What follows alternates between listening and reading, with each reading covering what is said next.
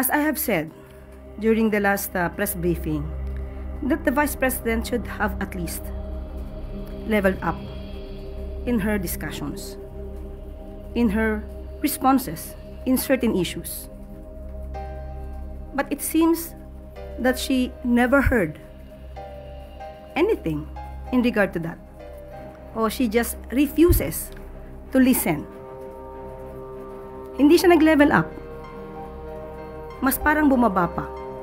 Inuulit niya muli ang kanyang mga excuses na pamumulitika, politicking. Kung ito ay patungkol sa inyong kapatid, sinabi niya po sa interview, hindi pa niya nakakausap si Congressman Pulong Duterte. At malamang ay hindi niya rin po nadinig ang interview sa kanyang kapatid.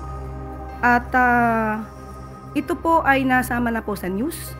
At and I quote, sa Tagalog po ito, pero he said it in Cebuano. Sa akin mga kapatid na Davaoenyo, ngayon nakita nyo na naman ang video.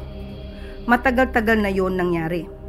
Sige lang, desisyon nyo po pa rin kung sino ang iboboto nyo sa pagka-congressman sa unang district.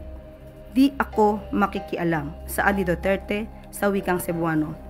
Cited po ito sa isang news article ng Abante.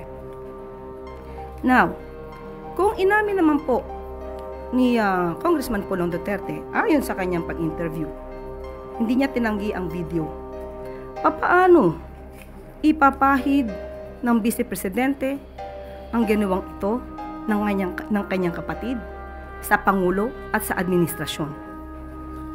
Nabanggit dito na ang pagka-hire, pagkuha ng ibang mga kababaihan for their own satisfaction, ang sandaling kaligayahan, bakit ito ibibintang sa Pangulo?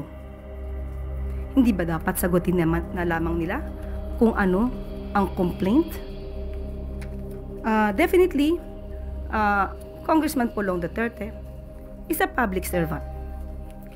He should know his obligations. He should know the laws. He should know what good traits of a leader should be. Or what good traits that a leader should describe himself.